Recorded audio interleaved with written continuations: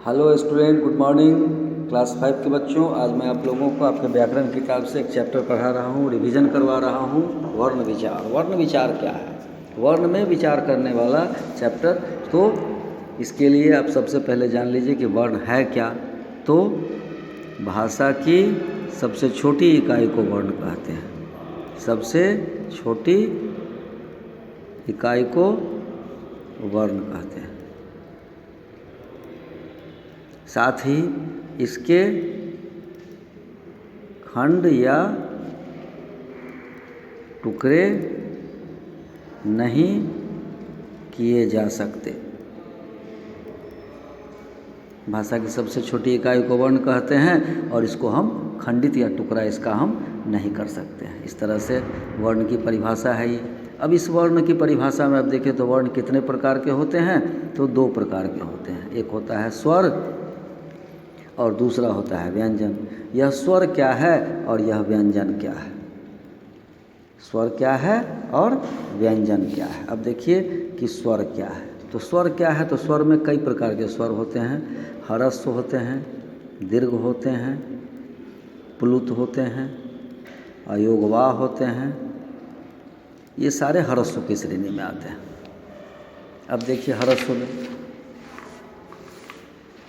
तो ह्रस्व का मतलब जो कम समय लेता है, दीर्घ का मतलब जो उससे अधिक समय लेता है, प्लुत का मतलब जो ह्रस्व और दीर्घ से ज़्यादा समय लेता है। तो ह्रस्व की श्रेणी में आता है अ, दीर्घ की श्रेणी में आता है आ, ह्रस्व की श्रेणी में आता है छोटी ई हर्षी और दीर्घ की श्रेणी में बड़ी ई। ह्रस्व की श्रेणी में उ और दीर्घ की श्रेणी में उ। तो इस तरह से आप ह्रस्व और दीर्घ को जान जाते हैं। अब इसके बाद आता है प्लुत। तो प्लुत का है कि इस दोनों से अधिक समय लगता है। जैसे हम ओम बोलते हैं, तो ये ओम जब बोलते हैं तो यह आपका प्लुत हो जाता है। यह आपका प्लुत हो जाता है। ये हो जाता है ह्रस्व, ये हो जाता है दीर्घ और ये हो जाता है प्लुत। अब इसके बाद आता है अयोगवाह। तो अंग और अह, ये दोनों अयोगवाह है, क्योंकि शब्द के अक्षर के ऊपर में अनुस्वार लगाते हैं और शब्द अक्षर के ऊपर में हम चांद बिंदु लगाते हैं। तो ये आपको अनुस्वार की श्रेणी में आते हैं और ये आपका विसर्ग की श्रेणी में आता है। अब इस तरह से आपके ह्रस्व स्वर, दीर्घ स्वर ये सब हो गए। अब आता है व्यंजन।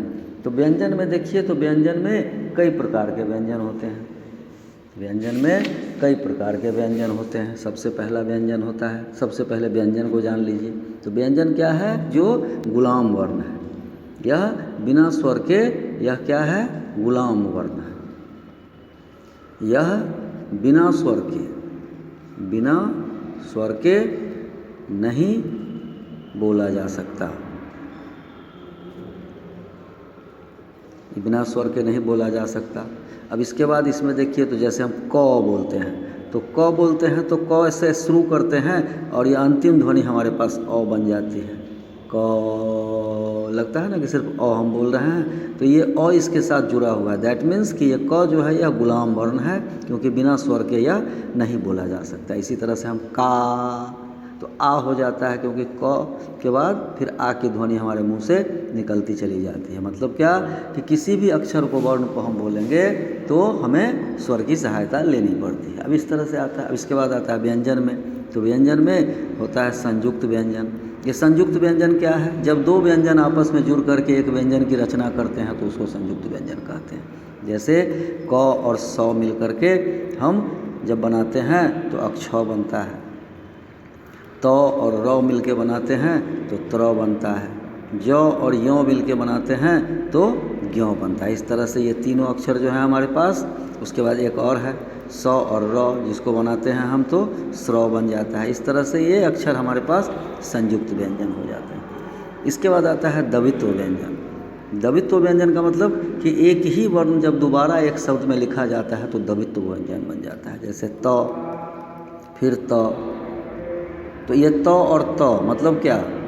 तो इसका मतलब होता है, तो जैसे पत्ता हम लिखते हैं,